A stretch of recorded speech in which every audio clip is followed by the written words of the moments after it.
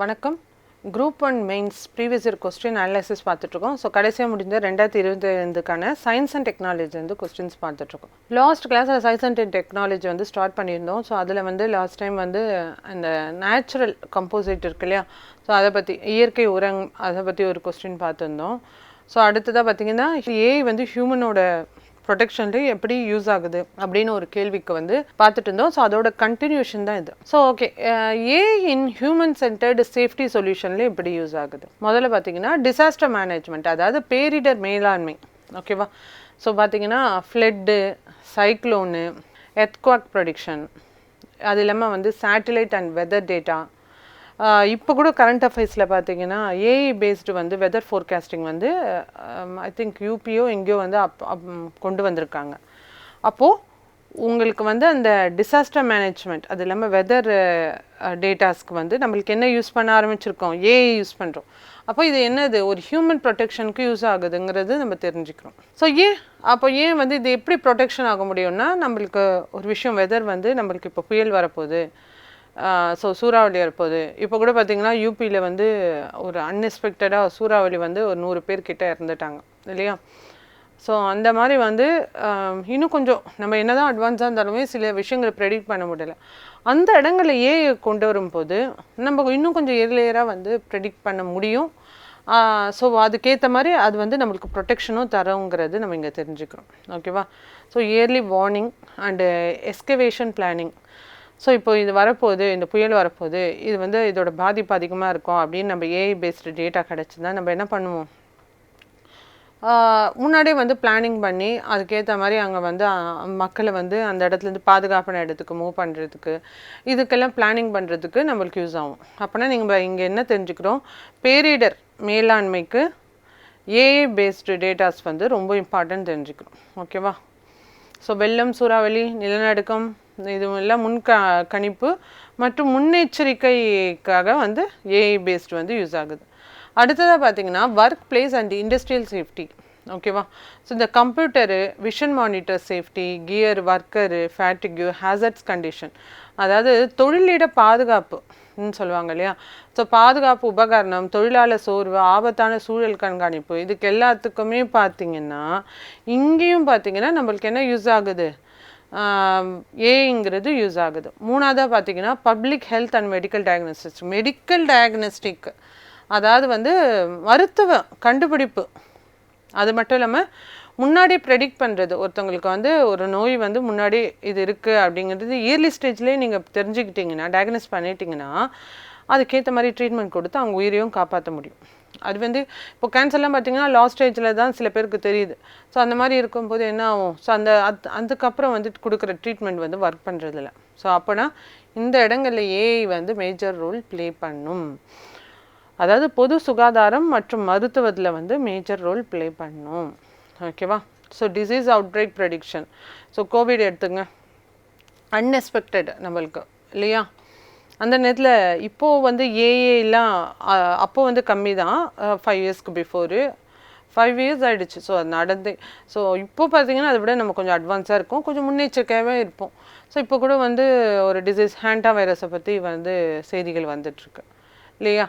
So அப்போ வந்து prediction முன்னாடியே ப்ரெடிக்ட் பண்ணோன்னா அதுக்கேற்ற மாதிரி பிளானிங் பண்ணலாம். ஸோ கோவிட்லாம் பார்த்திங்கன்னா எந்த அளவுக்கு சஃபர் ஆனாங்க, முக்கியமாக மைக்ரேஷன் ஒர்க்கர்ஸ் அவங்க இருக்காங்க இல்லையா, அவங்களாம் வந்து ரொம்ப சஃபர் ஆனாங்க. ஸோ ஒரு பிளானிங் இல்லாத மாதிரி இருந்தது. ஸோ அப்போனா இந்த மாதிரி இடங்களில் வந்து நீங்கள் ஏஐ அப்ளை பண்ணும்போது இன்னும் கொஞ்சம் பெட்டராக ப்ரெடிக்ஷன் பண்ணுறதுக்கோ அதுக்கான பிளானிங் பண்ணுறதுக்கோ நம்மளுக்கு என்ன யூஸ் ஆகும்?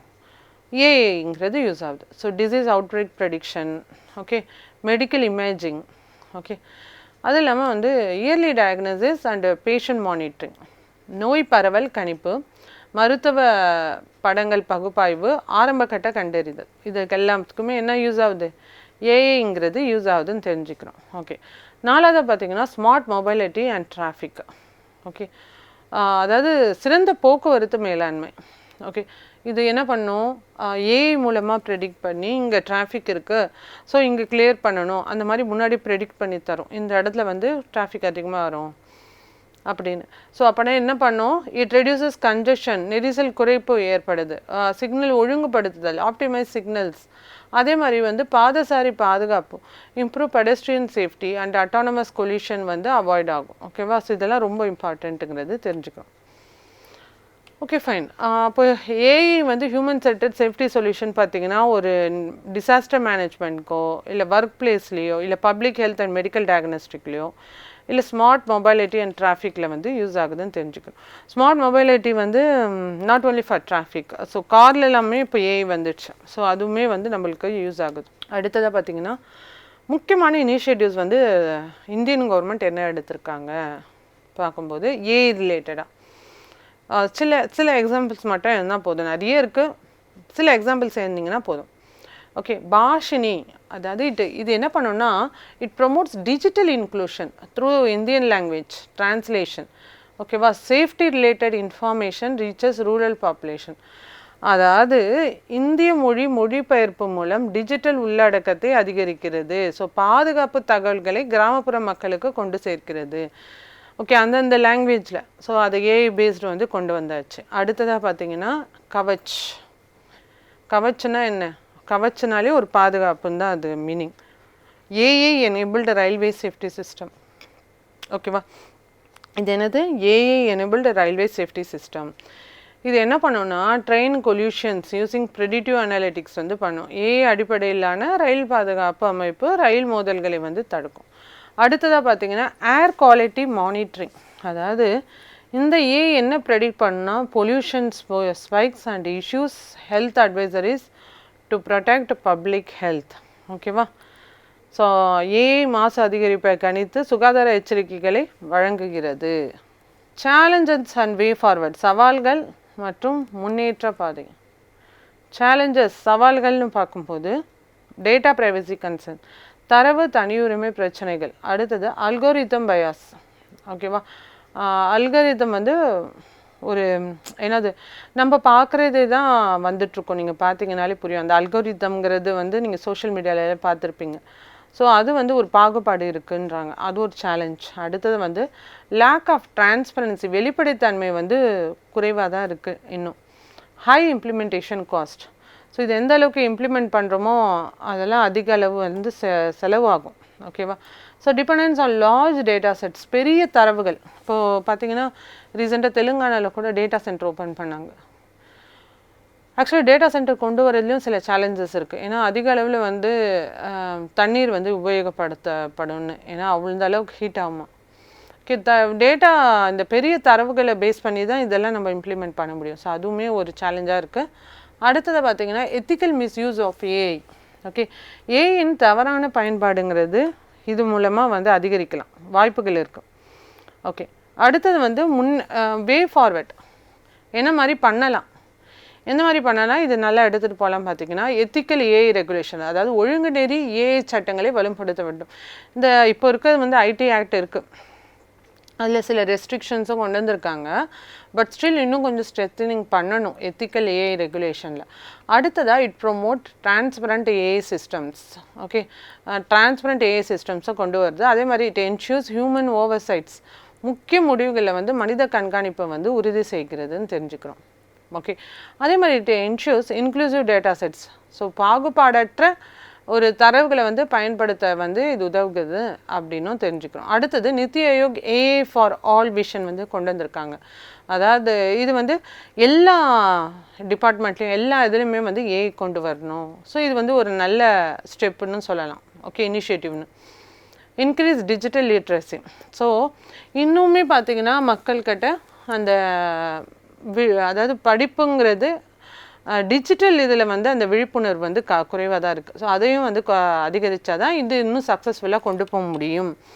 ஓகே, ஸோ இது இல்லாமல் நிறைய இனிஷியேட்டிவ்ஸ் நான் சொன்னேன் இல்லையா, இம்பார்ட்டன்ட் இனிஷியேட்டிவ்ஸ் வந்து பாஷினி, கவச், ஏர் குவாலிட்டி மானிட்டரிங், இது அந்த மாதிரி.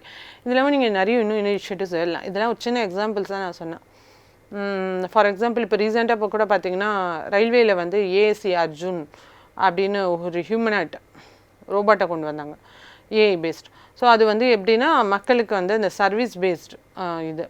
ஓகே, ஸோ இது மாதிரி நிறைய எழுதலாம், எக்ஸாம்பிள்ஸ் நீங்கள் நிறைய எழுதலாம். ஓகேவா? Okay fine. ஏஐ இனிஷியேட்டிவ்ஸ் எழுதலாம், சேலஞ்சஸ் அண்ட் ஃபார்வர்ட். கன்க்ளூஷன் என்ன கொடுக்குறோன்னா, மனித மெய்யப்பட்ட ஏஐ என்பது தொழில்நுட்ப முன்னேற்றம், ஒழுக்க நெறி, உள்ளடக்கம், வெளிப்படைத்தன்மை மற்றும் மனித நலன் ஆகியவற்றுடன் இணைந்திருக்க உதவும். இதெல்லாம் சேர்ந்து தான் இருக்கணும். எத்திக்கல் இஷ்யூஸ்லாம் இருக்குது இல்லையா? ஸோ டிரான்ஸ்பரன்சி இருக்கணும், ஒரு இன்க்ளூசிவ்னஸ் இருக்கணும், எத்திக்கல் இஷ்யூஸ் இருக்குது. ஸோ அது எல்லாமே உள்ளடக்கியாக தான் இருக்கணும், முக்கிய அணுகுமுறையாக இருக்கணும். ஓகேவா? So by combining human values with AI innovation, அதாவது புதுமைகளையும் ஏஐயோட புதுமைகளையும் வந்து மனித மதிப்புகளையும் வந்து ஒருங்கிணைக்கணும். அதே மாதிரி societies can harness technology. Okay, பாதுகாப்பான மற்றும் பொறுப்பான எதிர்காலத்தை உருவாக்க முடியும் அப்போ தான் வந்து இல்லையா? ஸோ இது மூலமாக தான் ஒரு சொசைட்டியில் வந்து தேவையான அந்த வந்து டெக்னாலஜி பேஸ்டு வந்து சக்ஸஸ்ஃபுல்லாக இம்ப்ளிமெண்ட் பண்ண முடியும். ஓகே, ஸோ இங்கே என்ன சொல்கிறாங்க எண்டில், so proper inclusiveness, ethical, transparent and beneficial to சொசைட்டியாக இருக்கணும்னு சொல்லி முடிக்கிறாங்க.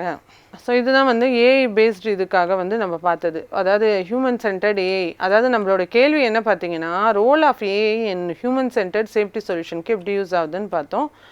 எப்படி யூஸ் ஆகுது பார்த்தீங்கன்னா, டிசாஸ்டர் மேனேஜ்மெண்ட், பப்ளிக் ஹெல்த், ஒர்க்கில், ஸ்மார்ட் மொபைலிட்டி, டிராஃபிக் எல்லா இடங்களையுமே யூஸ் ஆகுதுன்னு எழுதணும். இனிஷியேட்டிவ்ஸ் எழுதணும். ஏன் இது இம்பார்ட்டண்ட்டுங்கிறதும் நம்ம எழுதிட்டோம். ஓகே, இட் ப்ரமோட்ஸ் என்னன்னு பார்த்தோம், ஹியூமன் வேல்யூஸ், யூசர் எக்ஸ்பீரியன்ஸ் அதிகரிக்குது, எத்திக்கல் ஏஐ வந்து என்ஷூர் பண்ணுது, ஹியூமன் ஏஐ கொலாபரேஷன் வந்து அதிகரிக்குதுன்னு பார்த்தோம். அடுத்த கேள்வி என்ன பார்த்தீங்கன்னா, discuss the contribution of green chemistry in day to day life. நம்ம டே டு டே லைஃப்பில் க்ரீன் கெமிஸ்ட்ரிங்கிறது எவ்வளோ இம்பார்ட்டன்ட்னு பார்க்கணும். ஸோ அறிமுகம் பார்த்தீங்கன்னா, green chemistry focuses on designing chemical products and industrial process that reduces and eliminates hazard substance. கெமிஸ்ட்ரின்னு தெரியும், வேதியியல். அது என்ன க்ரீன் கெமிஸ்ட்ரி? அந்த என்ன க்ரீன் கெமிஸ்ட்ரி வந்து நம்மளோட அதோட கான்ட்ரிபியூட் நம்ம டே டு லைஃப்பில் என்ன பண்ணுது அப்படின்னு தான் நம்ம இப்போ எழுத போகிறோம். பசுமை வேதியியல். ஓகேவா? பசுமை வேதியியலோட பங்களிப்பு அன்றாட வாழ்க்கையில் அதோட பங்களிப்பு எந்த அளவுக்கு இருக்குன்னு தான் நம்ம எழுத போகிறோம். ஓகேவா? ஸோ முதல்ல க்ரீன் கெமிஸ்ட்ரிங்கிறது என்னங்கிறது இன்ட்ரொடக்ஷன் கொடுக்கணும். Okay, so designing chemical products and industrial process that reduces and eliminate hazard substances. ஓகேவா? இது என்ன ப்ரொமோட் பண்ணுதுன்னா, environmentally safe, energy efficient and sustainable chemical ப்ராக்டிசஸை ப்ரொடியூஸ் பண்ணுது. ஓகே, என்விரான்மெண்டலாக வந்து சேஃபாகவும் இருக்கும், எனர்ஜி எஃபிஷியண்ட்டாகவும் இருக்கும், அதே நேரத்தில் நிலைத்தன்மையான சஸ்டைனபிள் கெமிக்கல் ப்ராக்டிசஸும் இருக்கும். ஓகேவா? இந்த கான்செப்ட், அதாவது இந்த க்ரீன் கெமிஸ்ட்ரி, அதாவது பசுமை வேதியியல் அப்படிங்கிற கான்செப்டை கொண்டு வந்தவர் யார் பார்த்தீங்கன்னா, பவுல் ஆன்ஸ்டாஸ் அண்ட் ஜான் வார்னர் வந்து 1990களில் வந்து கொண்டு வந்திருக்காங்க. ஓகேவா?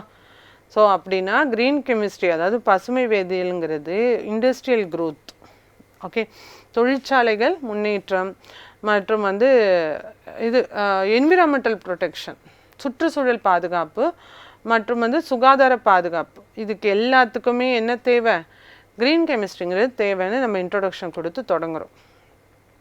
ஓகே, ஸோ என்ன மாதிரி விஷயங்களை வந்து அட்ரஸ் பண்ணுறதுக்கு நம்மளுக்கு இந்த க்ரீன் கெமிஸ்ட்ரி தேவைப்படுது? பொல்யூஷன். ஓகேவா? ஸோ அடுத்தது வந்து கிளைமேட் சேஞ்ச், சுற்றுச்சூழல் இது பாதுகாப்புக்காகவும், அதே மாதிரி டாக்ஸிக் வேஸ்ட், அடுத்தது ரிசோர்ஸ் டெப்ளேஷன், லாஸ்ட்டாக பார்த்தீங்கன்னா கெமிக்கல் ஹாசர்ட்ஸ். ஸோ இந்த மாதிரி விஷயங்களை வந்து அட்ரஸ் பண்ணுறதுக்கு நம்மளுக்கு க்ரீன் கெமிஸ்ட்ரிங்கிறது தேவைப்படுது. ஓகேவா? ஸோ இது வந்து மாசுபாடு, காலநிலை மற்றும் நச்சு கழிவுகள் மற்றும் வளங்களின் குறைபாடு போன்ற பிரச்சனைகளுக்கு வந்து இது ஒரு தீர்வாக இருக்கும்னு நினைக்கிறாங்க. ஓகே, சரி, ஓகே. அடுத்தது பார்த்திங்கன்னா நம்ம பிரின்சிபல்ஸ்குள்ளே போகிறோம். பிரின்சிபல்ஸ் ஆஃப் க்ரீன் கெமிஸ்ட்ரினா என்ன, அதாவது பசுமை வேதியியலின் அடிப்படை கொள்கைகள் என்னங்கிறது பார்க்கலாம். இட் ரெடியூசஸ் ஆஃப் டாக்ஸிசிட்டி, அதாவது நச்சுத்தன்மை வந்து குறைக்கிறது. எப்படின்னா, it uses safe chemicals and process, prevent hazards waste generation at the source, பாதுகாப்பான ரசாயனங்கள் மற்றும் செயல்முறைகளை வந்து பயன்படுத்துதல், ஆபத்தான கழிவுகளை உருவாக்கும் முன்பே தடுப்பது. ஓகேவா? ஸோ ஆபத்தான கழிவுகள் வந்து நிறைய உருவாகுது. ஸோ அதை தடுக்கிறதுக்கு என்ன யூஸ் பண்ணுறோம், க்ரீன் கெமிஸ்ட்ரிங்கிறது யூஸ் பண்ணுறோம். Prevent hazards waste generation at the source, அதே மாதிரி சேஃப் கெமிக்கல்ஸ் அண்ட் ப்ராசஸ், இந்த மாதிரியான விஷயங்களுக்கு வந்து என்ன யூஸ் பண்ணுறோம், அதாவது இந்த பசுமை இது க்ரீன் கெமிஸ்ட்ரிங்கிறது, பசுமை வேதியியல்ங்கிறது நம்மளுக்கு உபயோகமாகுது. அடுத்தது ஆற்றல் திறன், எனர்ஜி எஃபிஷியன்சி. இங்கே என்ன யூஸ் ஆகுது அப்படின்னு பார்த்தீங்கன்னா, ரசாயன உற்பத்தியில் ஆற்றல் பயன்பாடை குறைக்கிறது. ஓகே, ரசாயனம் இது வந்து அதாவது கெமிக்கல் ப்ரொடக்ஷன்ஸ் அதில் வந்து ஆற்றல் பயன்பாட்டை வந்து குறைக்குது, இட் ரெடியூசஸ். ரெண்டாவது பார்த்திங்கன்னா, குறைந்த வெப்பநிலை மற்றும் அழுத்தத்தில் செயல்முறைகளை மேற்கொள்ளுதல். ஓகே, குறைந்த வெப்பநிலையோ மற்றும் அழுத்தத்தில் வந்து செயல்முறைகளை மேற்கொள்ளுதல், promote low temperature and low pressure reaction. அப்போனா இது வந்து எனர்ஜி எஃபிஷியன்சிக்கு, அதாவது ஆற்றல் திறனுக்கு க்ரீன் கெமிஸ்ட்ரிங்கிறது இம்பார்ட்டன்ட் பார்க்குறோம். அடுத்தது ரினியூவபிள் ஃபீட்பேக். ஓகேவா? ஸோ புதுப்பிக்கத்தக்க மூலப்பொருட்கள், அதாவது இது என்ன என்கரேஜ் பண்ணணும்னா, plant based and biodegradable raw materials, தாவர அடிப்படையிலான மற்றும் சிதைவடையும் மூலப்பொருட்களை பயன்படுத்துதலுக்கு வந்து யூஸ் ஆகுது. ஓகேவா? நாலாவதாக பார்த்தீங்கன்னா எக்கோ ஃப்ரெண்ட்லி ப்ராடக்ட் டிசைன், அதாவது சுற்றுச்சூழல் நட்பு தயாரிப்புகள், அதாவது it develops chemicals that degrade safety after use, பயன்பாட்டிற்கு பிறகு ஸோ பாதுகாப்பாக சிதைவடையும் பொருட்களை வந்து உருவாக்குதல். ஸோ அதுக்குமே இது யூஸ் ஆகுது. Eco friendly product design, renewable feedback, இது எல்லாத்துக்குமே இது யூஸ் ஆகுது. அடுத்ததாக பார்க்கலாம் importance of green chemistry in daily லைஃப்பில் வந்து க்ரீன் கெமிஸ்ட்ரி எப்படி யூஸ் ஆகுது. அன்றாட வாழ்வியலில் வந்து பசுமை வேதியியலின் முக்கியத்துவம் பற்றி பார்க்கலாமா? எக்கோ ஃப்ரெண்ட்லி ட்ரை கிளீனிங், கொஸ்டினே அதுதான். அன்றாட வாழ்வியலில் எங்கே யூஸ் பண்ணோம்? எக்கோ ஃப்ரெண்ட்லி ட்ரை கிளீனிங், அதாவது ட்ரை கிளீனிங் பண்ணுறாங்க இல்லையா, ட்ரெடிஷ்னல் ட்ரை கிளீனிங் பண்ணுவாங்க. என்ன யூஸ் பண்ணுவாங்கன்னா பெர்க்குங்கிறது யூஸ் பண்ணுவாங்க, அதாவது பெர்க்ளோரோ எத்திலீனுங்கிறது, விச் இஸ் இது வந்து ஆக்சுவலாக என்ன பார்த்தீங்கன்னா இது வந்து ஒரு கார்சினோஜெனிக் ஏஜென்ட், அதாவது வந்து கேன்சரை காஸ் பண்ணுறது. ஓகேவா? இதனால் வந்து பாசிபிலிட்டி அதிகம். அது இல்லாமல் கிரவுண்ட் வாட்டரை வந்து பொல்யூட் பண்ணிடும் இது. ஆனால் க்ரீன் கெமிஸ்ட்ரி வந்து இதை ரீப்ளேஸ் பண்ணும்போது என்ன ஆகும்? It replaces it with the super critical carbon dioxide and safer surfactants. இதற்கு பதிலாக இந்த சூப்பர் கிரிட்டிக்கல் CO2, அதாவது இந்த கார்பன் டை ஆக்சைடும் மற்றும் பாதுகாப்பான மாற்றுகள் வந்து பயன்படுத்தப்படுகின்றன அப்படின்னு தெரிஞ்சுக்கும். அடுத்தது பார்த்திங்கன்னா பயோடிகிரேடபிள் பிளாஸ்டிக்ஸ், மக்கும் பிளாஸ்டிக்ங்க. இங்கே எங்கே யூஸ் ஆகுது அப்படின்னு பார்த்தீங்கன்னா, it uses for conventional plastic இருக்கு இல்லையா, ஃபார் சென்ச்சுரிஸ் அண்டு நிறைய இப்போ நம்ம யூஸ் பண்ணுறது கன்வென்ஷனல் பிளாஸ்டிக்ஸ். இது என்ன பண்ணுது? பிளாஸ்டிக்ங்கிறது இப்போ பெரிய ஒரு ப்ராப்ளமாக இருக்குது, பொல்யூஷன் க்ரியேட்டராக இருக்குது இல்லையா. சாதாரண பிளாஸ்டிக் வந்து பல நூற்றாண்டுகளாக வந்து இன்னும் அழியாமல் தான் இருக்குது. அதுவே க்ரீன் கெமிஸ்ட்ரி என்ன பண்ணும்? பயோ பிளாஸ்டிக்ஸை வந்து ப்ரொமோட் பண்ணும். எப்படி பார்த்திங்கன்னா பாலி லாக்டிக் ஆசிட் வந்து யூஸ் பண்ணுவாங்க. எதுலேருந்து எடுக்கிறாங்கன்னா கார்ன் ஸ்டார்ச்லேருந்து. ஸோ இதை ரீப்ளேஸ் பண்ணுறதுனால என்ன ஆகும்? இது வந்து பயோடிகிரேடபிளாக இருக்கும், அதாவது மக்கும் தன்மை கொண்ட பிளாஸ்டிக்காக இருக்கும். ஸோ அப்போது இந்த இடத்துல க்ரீன் கெமிஸ்ட்ரிங்கிறது நம்மளுக்கு யூஸ் ஆகுதுன்னு தெரிஞ்சுக்கணும்.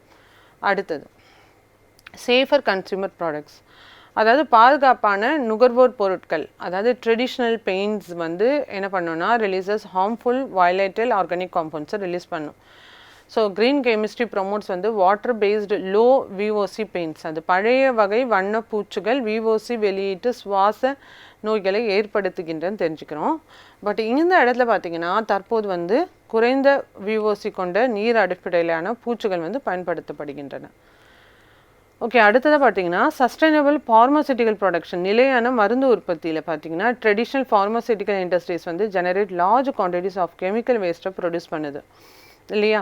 ஸோ அது வந்து நிலையான மருந்து உற்பத்தியில் பார்த்தீங்கன்னா இந்த chemical waste, traditional pharmaceutical industry வந்து large quantity of chemical waste use பண்ணுறாங்க. ஆனால் க்ரீன் கெமிஸ்ட்ரின்னு வரும்போது இட் யூசஸ் என்ன யூஸ் பண்ணுவாங்கன்னா என்சைம்ஸ், அதாவது வந்து அந்த பயோ கேட்டலிஸ்ட் வந்து யூஸ் பண்ணுவாங்க. இதனால் வேஸ்ட்டு குறைஞ்சி எனர்ஜி யூஸ் வந்து அதுவுமே குறைஞ்சிடும்.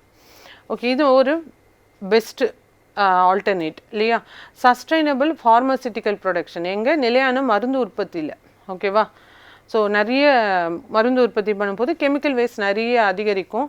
ஸோ இதெல்லாம் வந்து க்ரீன் கெமிஸ்ட்ரின்னு போகும்போது பயோகேட்டலிஸ்ட் அண்ட் என்சைம் யூஸ் பண்ணுறதுனால வேஸ்ட்டும் குறையும், எனர்ஜி யூஸும் குறையும். ஓகேவா. உயிர் ஊக்கிகள் பயன்படுத்துவதன் மூலம் கழிவு மற்றும் ஆற்றல் பயன்பாடு குறைக்கப்படுகிறது அப்படிங்கிறது தெரிஞ்சுக்கிறோம். ஓகே, அடுத்ததாக பார்த்தீங்கன்னா எஃபிஷியன்ட் வாட்டர் பியூரிஃபிகேஷன், அதாவது திறமையான நீர் சுத்திகரிப்பு. அதாவது எப்படி பார்த்தீங்கன்னா green chemistry promotes echo friendly purification techniques. So பசுமை வேதியியல்ங்கிறது என்ன பண்ணுதுன்னா இயற்கை நீர் சுத்திகரிப்பு இருக்கு இல்லையா அந்த முறைகளை வந்து ஊக்குவிக்கிறது. So natural flocculants such as tamarind, seed powder இதெல்லாம் என்ன பண்ணணும்னா ஹார்ம்ஃபுல் கெமிக்கல் யூசேஜை வந்து குறைச்சிடும். ஓகே, ஸோ நேச்சுரல் ஃப்ளாக்குலன்ஸ் பார்த்திங்கன்னா இந்த புளியங்கொட்டை தூளுன்றாங்க. ஸோ இது இந்த இயற்கை பொருட்கள் வந்து பயன்படுகின்றன. Efficient water purification. Okay fine. இதெல்லாம் அப்போனா எங்கெங்கே யூஸ் ஆகுது உங்களுக்கு க்ரீன் கெமிஸ்ட்ரிங்கிறது? ஒரு திறமையான நீர் சுத்திகரிப்பு மற்றும் நிலையான மருந்து உற்பத்தியில், பாதுகாப்பான நுகர்வோர் பொருட்களில், அப்புறம் வந்து மக்கும் பிளாஸ்டிக், சுற்றுச்சூழல் நட்பு, உலர் சலவை அதாவது ட்ரை கிளீனிங் இந்த மாதிரி இடங்கள்ல எல்லாம் என்ன யூஸ் ஆகுது? க்ரீன் கெமிஸ்ட்ரிங்கிறது யூஸ் ஆகுதுன்னு தெரிஞ்சுக்கணும். ஓகே, இந்தியாவில் இதோட இம்பார்ட்டன்ஸ் என்ன அப்போனா? ஓகேவா, ஸோ சப்போர்ட் சஸ்டைனபிள் டெவலப்மெண்ட், நிலையான வளர்ச்சியை வந்து இது அதிகரிக்கிறது. ஓகேவா, ஸோ தொழில்துறை வளர்ச்சி, ஸோ க்ரீன் கெமிஸ்ட்ரி யூஸ் பண்ணும்போது என்ன ஆகும்? தொழில்துறை வளர்ச்சி இன்னும் அதிகரிக்கும், அதே நேரத்தில் நிலையானதாக இருக்கும். மற்றும் சுற்றுச்சூழல் பாதுகாப்பை வந்து சமநிலைப்படுத்துகிறது. மெயினாக சுற்றுச்சூழல் பாதுகாப்பு. ஓகேவா, முதல்ல வந்து நிலையான வளர்ச்சியை வந்து அதிகரிக்கிறது. ரெண்டாவது பார்த்தீங்கன்னா இட் ரெடியூசஸ் இண்டஸ்ட்ரியல் பொல்யூஷன், தொழிற்சாலை மாசுபாட்டை குறைக்கிறது. அதாவது it minimise hazards emission and toxic waste generation, அதாவது நச்சு வாயுகள் மற்றும் ஆபத்தான கழிவுகளை குறைக்கிறதுன்னு தெரிஞ்சுக்கிறோம். நச்சு வாயுக்கள் மற்றும் ஆபத்தான கழிவுகளை குறைக்கிறது. மூணாவது பாதுகாப்பான வேளாண்மையை ஊக்குவிக்கிறது. It encourages biopesticides such as neem-based formulation. வேப்பம் மற்றும் உயிரியல் பூச்சிக்கொல்லிகள் பயன்பாட்டை ஊக்குவிக்கிறது. ஓகேவா, ஸோ வேப்பம் மற்றும் உயிரியல் பூச்சிக்கொல்லிகள் பயன்பாட்டை வந்து என்ன பண்ணுது? இது ஊக்குவிக்கிறது. அப்போனா பாதுகாப்பான ஒரு வேளாண்மை வந்து ஊக்குவிக்கிறதுன்னு அர்த்தம். ஓகே, அடுத்தது சப்போர்ட் கவர்மெண்ட் இனிஷியேட்டிவ்ஸ், அரசு திட்டங்கள் ஆதரவு. என்ன மாதிரி கவர்மெண்ட் இனிஷியேட்டிவ் சப்போர்ட் பண்ணோம் பார்த்தீங்கன்னா, சுத்தத்துக்காக நம்ம கொண்டு வந்த திட்டங்கள்லாம் இருக்கு இல்லையா, அதுக்கெல்லாம் வந்து இந்த க்ரீன் கெமிஸ்ட்ரிங்கிறது ஒரு முக்கியமான ரோல் ப்ளே பண்ணும். ஃபார் எக்ஸாம்பிள் எடுத்துட்டிங்கன்னா ஸ்வச் பாரத் மிஷன். ஓகேவா, அதே மாதிரி national action plan on climate சேஞ்சுன்னு ஒன்று கொண்டு வந்திருக்கோம். ஓகேவா, ஸோ அது அடுத்தது பார்த்திங்கன்னா make in India initiative. So இந்த மாதிரி இடங்களை வந்து என்ன பண்ணுது? இந்த திட்டங்களுக்கெல்லாம் வந்து இந்த க்ரீன் கெமிஸ்ட்ரி ஓகேவா ரொம்ப முக்கியமாக வந்து ரோல் ப்ளே பண்ணுது, உதவுதும். ஓகேவா, ஏன்னா இது பாதுகாப்பான மேலாண்மை கொடுக்குது இல்லையா, வேளாண்மை வந்து உதவுகிறது இல்லையா. ஸோ அந்த மாதிரி திட்டங்களுக்கும் அரசு திட்டங்களுக்கும் இது உதவுகிறது. ஓகே, க்ரீன் கெமிஸ்ட்ரியோட சேலஞ்சஸ் என்னன்னு பார்க்கலாம். ஸோ இதோட இனிஷியல் காஸ்ட்டே பார்த்திங்கன்னா ரொம்ப அதிகமாக இருக்கும். பசுமை தொழில்நுட்பங்களுக்கு வந்து அதிக முதலீடு வந்து தேவைப்படுது ஒன்று. ரெண்டாவது தரநிலைகள் இல்லாமல், ஓகேவா, ஸ்டாண்டர்டைசேஷன் கிடையாது இந்த க்ரீன் கெமிஸ்ட்ரியில். ஒரு தெளிவற்ற வரையறைகள் தான் இருக்குது. இன்னும் க்ரீன் வாஷிங் பிரச்சனை வந்து உருவாக்கும் அப்படின்னு ஒன்று இருக்குது. ரெண்டாவது. மூணாவது வந்து தொழில்நுட்ப வரம்புகள். ஓகேவா, டெக்னிக்கல் வந்து லிமிட்டேஷன்ஸ் இருக்குது. லைக் சில பசுமை மாற்றுகள் குறைந்த செயல்திறன் கொண்டு இருக்கலாம். ஸோ அதனால் பார்த்திங்கன்னா தொழில்நுட்ப வரம்புகளும் வந்து இது குறைவு தான். ஓகேவா, டெக்னிக்கல் லிமிட்டேஷன் இன்னும் அந்த அளவுக்கு டெவலப் ஆகலைன்றாங்க. அடுத்ததாக பார்த்திங்கன்னா அணுகல் சிக்கல்கள். ஓகேவா, அக்சசபிலிட்டி இஷ்யூஸ் லைக் வளரும் நாடுகள் மற்றும் சிறு தொழில்களில் வந்து இன்னும் ஏற்க சிரமப்படுகின்றன. ஸோ இதெல்லாம் பார்த்திங்கன்னா நீங்கள் ஒரு பெரிய டெவலப்டு கண்ட்ரி போனீங்கன்னா ஓகே அவங்கெல்லாம் இதெல்லாம் கொண்டு வந்துடலாம். ஏன்னா அவங்கக்கிட்ட அந்த இனிஷியல் காஸ்ட் இருக்கும், டெக்னாலஜிக்கலாக நம்மளை விட கொஞ்சம் அட்வான்ஸாக இருப்பாங்க. ஸோ அக்சசபிலிட்டி ஈஸியாக இருக்கும். ஆனால் நம்மளுக்கு அப்படி கிடையாது. இன்னும் இதை வந்து நடைமுறைப்படுத்துறதுல நிறைய சிக்கல்கள் இருக்குது. ஓகேவா, முக்கியமாக இதில் பார்த்திங்கன்னா அக்சசபிலிட்டி இஷ்யூஸ். ஓகே, அதே மாதிரி தரநிலைகள் வந்து இல்லாமல் தொழில்நுட்ப வரம்புகள் இது எல்லாமே ப்ராப்ளமாக தான் இருக்குது. ஓகே, வே ஃபார்வர்ட். ஓகே, எங்கெல்லாம் வந்து இதை நல்லா ஸ்ட்ரென்தன் பண்ணலாம் பார்த்திங்கன்னா எஜுகேஷன் அண்ட் ரிசர்ச் பர்பஸில் ஸ்ட்ரென்தன் பண்ணும்போது பின்னாடி வர மாணவர்கள் வந்து இந்த எஜுகேஷன் வைஸ் வந்து இதை பற்றி படிக்கும்போது அவங்க இன்னும் இதில் ரிசர்ச் ஒர்க் பண்ணி இன்னும் இனிஷியேட்டிவ்ஸ் இன்னும் எளிமையை எப்படி கொண்டு வருது அப்படின்னு கொண்டு வரலாம். ஓகேவா, ஸோ அடுத்தது பொது தனியார் வந்து கூட்டுத்தாபனம், அதாவது public private partnership. Okay, so இப்போ வந்து ப்ரைவேட்டாக வந்து கொடுக்கும்போது இன்னும் கொஞ்சம் எஃபெக்டிவாக கொண்டு வரணும், நல்லா கொண்டு வரலாம். ஏன்னா இன்வெஸ்ட்மெண்ட்ஸ் அதிகமாகவும் அப்போ வந்து இன்னும் கொஞ்சம் நல்லா ஈஸியாகவும் சீக்கிரமாகவும் அதே நேரத்தில் நல்லா எஃபெக்டிவாகவும் கொண்டு வரலாம். மூணாவது வந்து நிலையான புதுமைகள். அதாவது என்கரேஜ் சஸ்டைனபிள் இனோவேஷனை வந்து என்கரேஜ் பண்ணுறது மூலமாக இன்னும் நல்லா கொண்டு போகலாம். அடுத்தது மானியங்கள் கொடுக்கணும், இதுக்கு ஊக்கத்தொகை கொடுக்கணும் கவர்மெண்ட்லேயும். சப்சிடிஸும் இல்லை இன்சென்டிவ்ஸும் ஃபார் வந்து எக்கோடெக்கு கொடுக்கறது ரொம்ப நல்லது. சர்வதேச தரநிலைகள், so international standards and accountability கொண்டு வர்றது ரொம்ப ரொம்ப ரொம்ப முக்கியம். முடிவரை பார்த்தீங்கன்னா பசுமை வேதியியல் மற்றும் அறிவியல் புதுமையையும் வந்து சுற்றுச்சூழல் பொறுப்பையும் வந்து இணைக்கும் நிலையான வளர்ச்சியின் முக்கிய தூணாகும். நச்சு பொருட்கள் குறைந்து சுற்றுச்சூழல் நட்பும் மாற்றுகளை வந்து ஊக்குவிப்பதன் மூலம் மனித நலன், இயற்கை வளங்கள் மற்றும் எதிர்கால தலைமுறைகளின் பாதுகாப்பை உறுதி செய்கிறது. அதாவது கிரீன் கெமிஸ்ட்ரிங்கிறது it is essential pillar of sustainable development. நிலையான புதுமையான சுற்றுச்சூழல் பொறுப்பையும் இணைக்கும் நிலையான வளர்ச்சியாக இருக்கிறது வந்து இந்த பசுமை வேதியியல்னு சொல்லலாம். ஓகேவா? அதே மாதிரி பார்த்தீங்கன்னா பப்ளிக் ஹெல்த், சுகாதார மேலாண்மை, அதே மாதிரி சுகாதார பாதுகாப்பு, நேச்சுரல் ரிசோர்ஸஸ், இயற்கை வளங்களை வந்து எதிர்கால தலைமுறைகளுக்கு பாதுகாப்புறதுக்கும் உதவி செய்கிறது. ஓகேவா? ஸோ எல்லாத்துக்குமே க்ரீன் கெமிஸ்ட்ரிங்கிறது கண்டிப்பாக உதவும். அதை இன்னும் வந்து டெவலப் பண்ணுறது மூலமாக அதுக்கு சில நம்ம பார்த்தோம் இல்லையா, வே ஃபார்வர்டில் வந்து பப்ளிக் ப்ரைவேட் பார்ட்னர்ஷிப் எஜுகேஷனில் கொண்டு போகணும். அந்த மாதிரி பண்ணும்போது இன்னும் கொஞ்சம் எஃபெக்டிவாக நல்லபடியாக அதை கொண்டு வர முடியும். இதோட ரீகேப் பார்த்தீங்கன்னா என்ன சொல்லியிருக்காங்க பார்த்தீங்கன்னா, அன்றாட வாழ்வில் வந்து பசுமை வேதியியலோட முக்கியத்துவம். அப்போனா சுற்றுச்சூழல் நட்பு உள்ள சர்வீஸ், இது எங்கேருந்து dry cleaning, eco friendly dry கிளீனிங்கில் பயோடிகிரேடபிள் பிளாஸ்டிக் கொண்டு வரது மூலமாக, அதே மாதிரி வந்து சேஃப் கன்சியூமர் ப்ராடக்ட்ஸ், அதாவது பாதுகாப்பான நுகர்வோர் பொருட்கள் கொண்டு வரது மூலமாக, சஸ்டைனபிள் ஃபார்மசிட்டிக்கல் ப்ரொடக்ஷன், அதாவது நிலையான மருந்து உற்பத்திகள். ஸோ இந்த மாதிரி இடங்களில் கொண்டு வர மூலமாக இது அதே மாதிரி வந்து கடைசியாக பார்த்திங்கன்னா திறமையான நீர் சுத்திகரிப்பு, இதெல்லாம் கொண்டு வரது மூலமாக இன்னும் கொஞ்சம் நல்லா இம்ப்ளிமெண்ட் பண்ண முடியும்.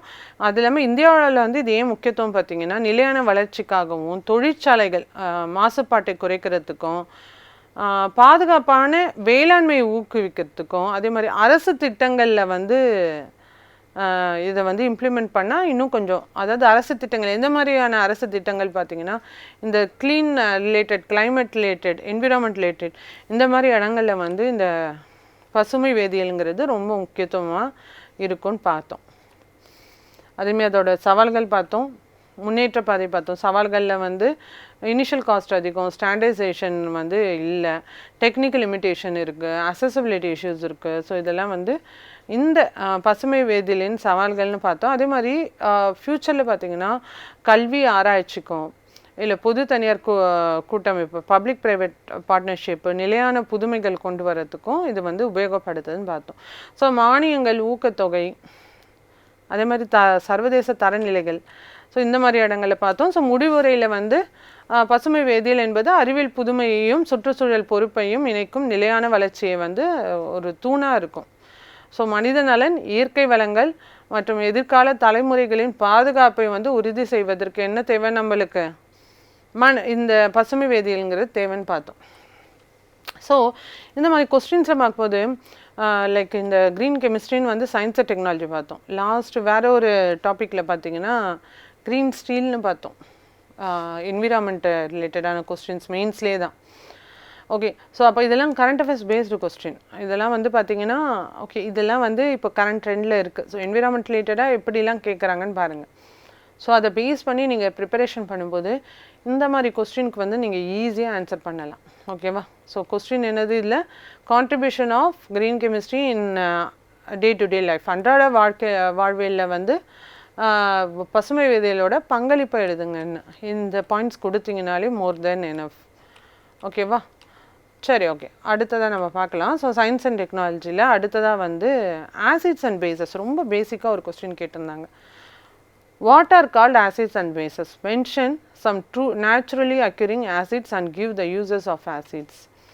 அதாவது அமிலம் மற்றும் காரங்கள் என்றால் என்ன, இயற்கையாக உள்ள அமிலங்கள் சிலவற்றை எழுதுக மற்றும் அமிலத்தின் பயன்களை குறிப்பிடுங்க. இதில் நீங்கள் ஆசிட்ஸ் அண்ட் பேசஸ் கேட்டோன்னே அப்படியே கடன்னு எல்லாமே தெரிஞ்சதெல்லாம் எழுதக்கூடாது. ஓகேவா? ஸோ இங்கே என்ன கேட்டிருக்காங்க, அமிலங்கள் மற்றும் காரங்கள் அப்படின்னா என்னென்னு எழுதுங்க. அடுத்தது இயற்கையாக உள்ள அமிலங்கள். ஓகேவா? இயற்கையாகவே சில அமிலங்கள் இருக்கும். ஓகே, அதை பற்றி வந்து அமிலத்தின் பயன்களை வந்து குறிப்பிடுங்க. இயற்கையான அமிலங்கள் மட்டும்தான் கேட்டிருக்காங்க. ஓகேவா? காரங்கள் கேட்கல, இயற்கையான அமிலங்கள் எழுதிட்டு ஸோ அமிலத்தின் பயன்களை மட்டும், அப்போ இங்கே ஆசிட்ஸை பற்றி மட்டும்தான் கேட்குறாங்க. Naturally occurring acids and give the uses of acids கொடுத்து முடிங்கன்னு சொல்லியிருக்காங்க. ஓகேவா? ஸோ முதல்ல வந்து நீங்கள் ஆசிட்ஸ் அண்ட் பேசஸை பற்றி எழுதணும், அதாவது அமிலங்கள் மற்றும் காரங்களை பற்றி. ஸோ அடுத்ததாக வந்து நேச்சுரலி அக்யூரிங் ஆசிட்ஸும் யூசஸ் ஆஃப் ஆசிட்ஸும் கொடுத்து முடித்தா போதும். ஓகேவா? இந்த question demand of the question இவ்வளோ தான். ஓகே, ஸோ வந்து இந்த ஆசிட்ஸ் அண்ட் பேசிஸ்ங்கிறது முதல்ல இன்ட்ரடக்ஷன் கொடுத்து இந்த ரிமைனிங் வந்து இந்த 3 பாயிண்ட்ஸ் எழுதுனா 3 சப்ஹெட்டிங்ஸ் கொடுத்து எழுதுனா போதும். ஓகே, இந்த கொஸ்டினுக்கான ஆன்சர் வந்து அடுத்த கிளாஸில் நம்ம பார்க்கலாம். தேங்க்யூ.